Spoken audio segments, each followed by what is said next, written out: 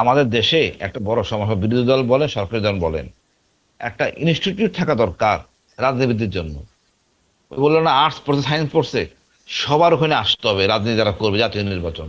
ওখানে একটা মাসের একটা ট্রেনিং দরকার, অর্থনীতি কেমনে চলে জানি না তো, অর্থনীতি কিভাবে চলে, শিল্পনীতি কিভাবে চলে, এক্সপোর্ট ইম্পোর্ট ইম্পোর্ট কেমনে হয়, তারপরে আমাকে ডিফেন্সের ওরা এসে ওদের বক্তৃতা দিবে। এটার মাধ্যমে দেশপ্রেম সৃষ্টি হবে। এই যে অতপাড়া গায়ের থেকে বহু এলাকার লোক আছে কিছুই জানে না, সংসদ সদস্য হয়ে গেছে, তার জ্ঞানটা বিকাশ করে। তো সব দেশই আছে একাডেমিক পলিটিশিয়ানদের জন্য, আমাদেরও থাকা দরকার।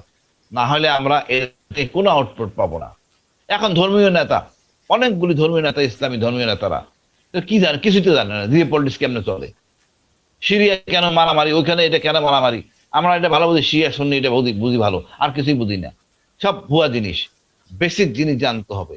এই জন্য একটা একাডেমি দরকার দেশ উন্নয়নের জন্য, সার্বভৌমত্ব উন্নয়নের জন্য। দেখবেন যে সব এক জায়গায় চলে আসবে শিকড়, এবং উন্নয়নটা সবাই দেখবে, দেশ এক। আমাদের ঐক্য আনতে গেলে এই একাডেমি দরকার। এখানে আমি মনে করি সবাই যারা রাজনীতি করবেন শিখবেন, কাজে লাগবে, নাইলে আসলে আমরা আগে যেতে পারবো না। আমাদের অনেক কিছু মানে না জেনে শুনে আমরা কাজ করি। আপনার বলতেন টিচার, ধর্মীয়, আমাদের জেনারেলরা অনেক অনৈতিক কর্মকাণ্ড লাইক কুকি চিন প্রশ্রয় দিছে, যেটা ইন্ডিয়াতে আছে, ইন্ডিয়া বানাইছে কুকি চিন একমাত্র মণিপুরের মেইতিদের ঠেকানোর জন্য। সেটা আমাদের দেশে প্রশ্রয় দিছে, আমাদের লোকেরা বুদ্ধি দিছে যে শান্তি বাহিনীর সাথে মারামারি করবে।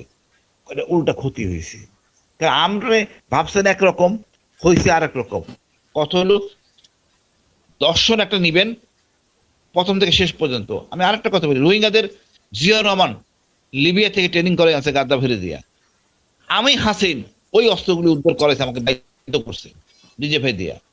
এবং মানুষ অ্যারেস্ট করতে বলছে, আমি অ্যারেস্ট করি নাই, অস্ত্র কিছু উদ্ধার করছি, কিছু আমি আন্ডারস্ট্যান্ডিং এর মধ্যে আমি যতটুকু সেভ করা সম্ভব করতে চেষ্টা করছি। আমি কেন এটা করবো? রাজনীতিবিদরা চিন্তা করবেন না?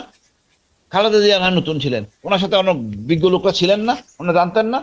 কেউ আগে আসেন নাই, আজকে অনেকে অনেক কথা বলেন। এই জন্য বলি একটা ইনস্টিটিউশন দরকার। আমাদের নীতি কি হবে দেশের, সব দল জানতে হবে, গাদ্দার বাইরে হয়ে যাবে, না হলে হবে কি, ভুল হবে, একজন এক করবে আরেকজন আরেকটা করবে, অন্যদিকে যাবে, এটা ঠিক না।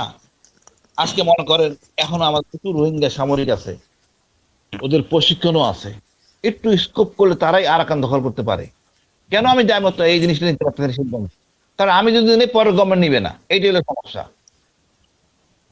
এজন্য রাজনীতিবিদদের এক হইতে হবে, বিরোধী দল সরকারি দল এক হইয়া।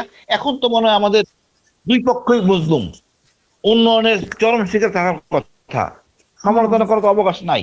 এক একটা করে ধরবো, ঐক্যমত দেয় আমি কাজ সাথে চলাই যাবো। আমি আর মিসাইল ফ্যাক্টরি বানাবো না ফাইটার বানাবো, আমাদের সিদ্ধান্ত। আমি তো তাদের দিয়ে আমি অসংখ্য ধন্যবাদ দেই, যিনি চীনে আগে যাচ্ছেন এবং আন্তরিক যে উন্নয়নের জন্য আনোয়ারাতে ছেড়ে দিচ্ছেন। আপনি বুঝেন আনোয়ারা থানা, আনোয়ারা যে চীনের ওই উন্নয়ন উন্নয়ন ইয়ে ইপিজেড ইপিজেড ইপিজেড চায়না এর ইপিজেড জন্য। হ্যাঁ, এটা কালাদানে 12টা বাজাবে, এটা কালাদানে 12টা বাজাবে। আমি বলি অশেষ ধন্যবাদ, ভালো কাজ করছেন।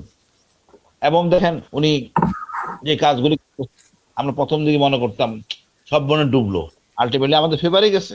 এই জন্য আমরা আন্দোলন করতে হবে, সমালোচনা করতে হবে, কথা বলতে হবে। আমরা আন্দোলন করতে ভারতের দূতাবাসে দিয়ে যাচ্ছি আমরা, কেন এই ফিলিং হচ্ছে, কেন বলছে আমাদের রংপুর দখল করবে, কেন বলছে এই অনৈতিক আচরণ করতেছে যে আমরা এটা নিয়ে নেবো, নেবো, চা খেতে খেতে ঢুকে যাবো। এটা তো আমরা আমরা ছেড়ে দিতে পারি না। ওনারা মন্ত্রী পর্যায়ের লোকেরা এইসব কথা বলেন, প্রতিবাদ করতে হবে। আমাদের পররাষ্ট্র মন্ত্রণালয় প্রতিবাদ করে না, জনগণ প্রতিবাদ করবে। এই জন্য আমরা করতেছি, সরকারের বিরুদ্ধে না, সরকারের ফেভারে আনতে, যে আমাদের অ্যাটলিস্ট উঠুক। জনগণ চায় না এটা।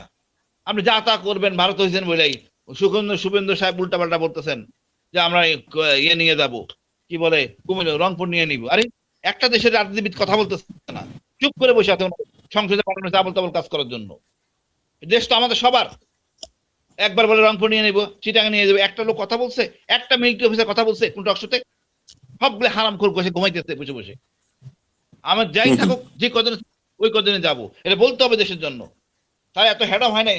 আমরা বলবো তো ভাই, রবি ভাই শুনেন, আমরা জনসংখ্যা হিসাবে কতটুকু জমি পাইছি? পাকিস্তান তো সব নিয়ে নিছে, জনসংখ্যা হারে। আমরা তো জমি কম আমাদের, মানে আমরা দাবি করবো আমাদের জমি দরকার বৃহত্তর বাংলা। ওরা যেভাবে কথা বলে আমরা সেভাবে কথা বলবো, সমমর্যাদার ভিত্তিতে। ওরা বাড়াবাড়ি করবে, আমরা বাড়াবাড়ি করবো। এটাই হওয়া উচিত আমাদের শিক্ষা। আপা ধন্যবাদ।